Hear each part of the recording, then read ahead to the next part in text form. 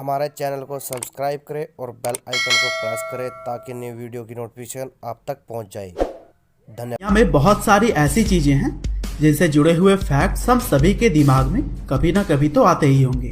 जैसे कि क्या मरने के बाद से किसी इंसान के फिंगरप्रिंट से लॉक को खोला जा सकता है?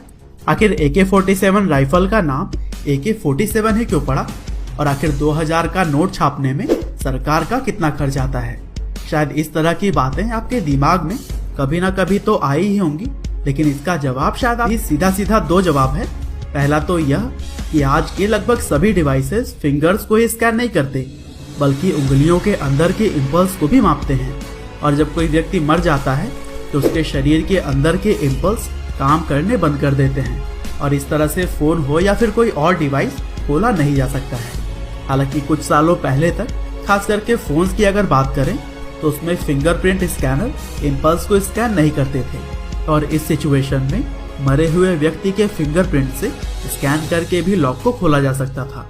फैक्ट नंबर 2, दोस्तों क्या आपको पता है कि तिब्बत के ऊपर से कोई भी प्लेन क्यों नहीं उड़ता है? दरअसल तिब्बत भारत और चीन के बीच का पड़ोसी देश है, जिसे कि पूरे वर्ल्ड में दुनिया की छत के नाम से भी जाना जाता है। और यह देश उन चुनिंदा देशों में से एक है जहां पर विमान सेवा बहुत ही कम पाई जाती है। दरअसल ऐसा इसलिए है क्योंकि तिब्बत समुद्र तट से काफी ऊंचाई पर है और पहाड़ों से घिरे होने की वजह से वहां पर दुर्घटना होने के बहुत ही ज्यादा चांसेस हैं। साथ ही कई सारे प्लेन एक्सपर्ट्स का भी मानना है कि तिब्बत दुनिया का सबसे कम दाब वाली जगह है, जिस वजह से यात्रियों के लिए सिर्फ 20 मिनट तक ही ऑक्सीजन उपलब्ध कराई जा सकती है। और दोस्तों इन्हीं सभी बातों को ही ध्यान में रखते हुए सरकार के तरफ से भी तिब्बत के ऊपर से किसी भी विमान के गुजरने को लेकर सख्त पाबंदी है। और दोस्तों फैक्ट नंबर 3 यह है कि क्या आपको पता है कि भारतीय 2000 सभी जानते हैं कि करप्शन को खत्म करने के लिए भारत देश में नोटबंदी हुई और फिर 2000 का नोट लोगों के सामने इंट्रोड्यूस किया गया। हालांकि दोस्तों नए नोट आने के बाद से बहुत सारे लोगों ने RTI फाइल करते हुए यह जानने की कोशिश की कि आखिर 2000 का नोट बनाने में कितना खर्च आता है। और दोस्तों राइट टू इंफॉर्मेशन एक्ट 2005 के तहत आम आदमी को हर चीजों के बारे में जानने का पूरा हक है, जिसकी वजह से RBI ने भी काफी डिटेल में जवाब दी और बताया कि 2000 के नोटों का 1000 पीस का बंडल प्रिंट करने में उन्हें 3540 रुपए पड़ते हैं और इस तरह से एक नोट को छापने में करीब करीब 3.5 रुपए की लागत आती है।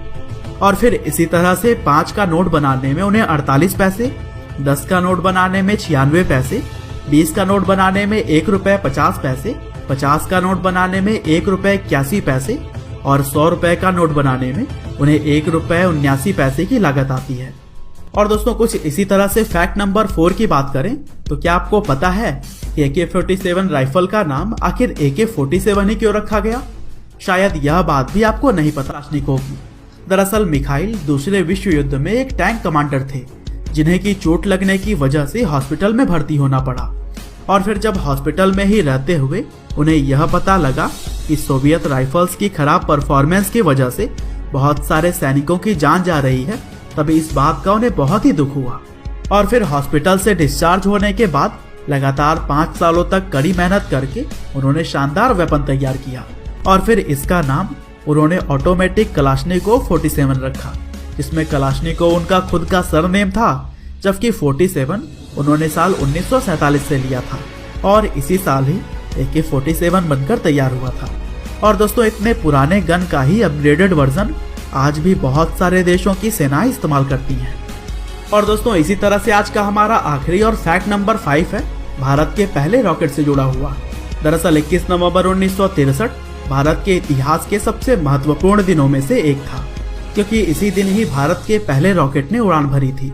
लेकिन दोस्तों दिलचस्प बात यह है कि हमारे देश का जो पहला रॉकेट था उसे किसी ट्रक से नहीं बल्कि साइकिल पर लाया गया था और उस रॉकेट को तिरुवनंतपुरम के पास थुम्बा नाम के एक गांव में नारियल के पेड़ से बनाए गए लॉन्चर से लॉन्च किया गया था। यहाँ तक कि इसरो के पास इतनी फंडिंग तक नहीं हुआ करती थी कि वे सभी ऑफिस अफोर्ड कर सकें, लेकिन डॉक्टर APJ अब्दुल कलाम जैसे ही कई सारे वैज्ञानिकों ने एक कैथोलिक चर्च को अपने ऑफिस के तौर पर इस्तेमाल किया।